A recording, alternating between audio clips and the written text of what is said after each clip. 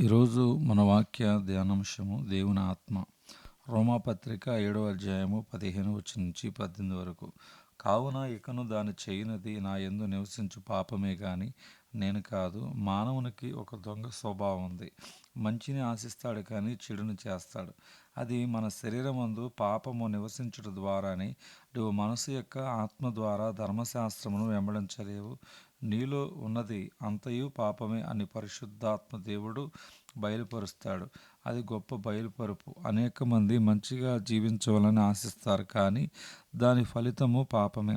రోమాపత్రిక 8:14 చెప్తుంది, దేవుని ఆత్మచేత ఎందరు నడిపించబడుదురో వారందరూ దేవుని కుమారులయుందురు.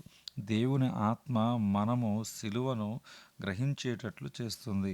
ఆయన మరణం యొక్క పోలికలో మనమందరము నాటబడవలసి ఉన్నాము. ఇది పరిశుద్ధాత్ముడు మనయందు జరిగిస్తాడు.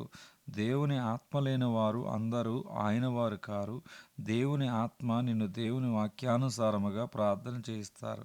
దేవుని ఆత్మ నిన్ను సిలువను గ్రహించే పద్ధతికి నడిపిస్తాడు. దేవుని ఆత్మ సహాయము లేకుండా సిలువను గ్రహించే వారు ఎవరనూ లేరు. క్రైస్తవ జీవితం ఒక దేవుని ప్రత్యక్షత. నీ మారు మనసు ఒక ప్రత్యక్షత. తదుపరి నీకు ఇంకనూ గొప్ప ప్రత్యక్షతలు కలుగుతాయి. నీ శరీరమందు పాపము యొక్క ధర్మశాస్త్రం ఉన్నది.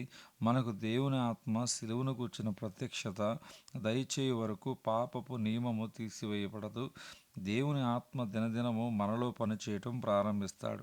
తదుపరి క్రైస్తవ జీవితం ఇక పోరాటముగా ఉండదు. అది సామాన్యమైనటువంటివిగా మారిపోతుంది. దేవుని ఆత్మ క్రీస్తు మరణముతో నువ్వు ఐక్యపరుచుకుంటే ఆత్మీయమైన పురుషత్వములోనికి వస్తావు. అప్పుడు నూతనమైన ప్రత్యక్షత నీకు లభిస్తుంది. తదుపరి ఆత్మ యొక్క సాక్ష్యము నీలో ఎల్లప్పుడూ ఉంటుంది. ప్రార్థన నిన్ను అంతకంతకు ఎత్తుగా తీసుకుని వచ్చి నీ యజమానుని వలె చేస్తుంది. ప్రార్థన నిన్ను ఎత్తైనటువంటి గ్రహింపులోనికి తెస్తుంది. నీవు సిలువ వేయబడిన క్రీస్తుకు చెందిన వాడవని అప్పుడు గ్రహిస్తావు. రోమా 8:34. శరీరమందు అనుసరింపక ఆత్మను అనుసరించి నడుచుకుని మన యందు ధర్మశాస్త్ర సంబంధమైన నీతి విధి నెరవేర్చబడవలని పాప పరిహారము నిమిత్తము దేవుడు తన సొంత కుమారుని పాప శరీరాకారముతో పంపి ఆయన శరీరమునందు పాపమునకు శిక్ష విధించెను. కొలస్సీ 3:3. ఏలయనగా మీరు మృతి పొందితిరి, మీ జీవము క్రీస్తుతో కూడా దేవుని యందు దాచబడినది.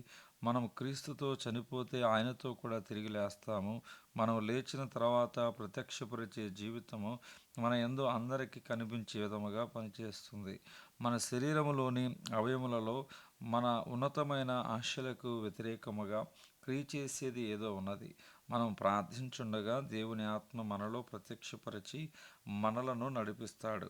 నువ్వు వీటిని ఆశించినట్లయితే ఒక దినమున దేవుడు వీటిని నీ జీవితంలో ఒక నూతన అనుభవం నెరవేరుస్తాడు.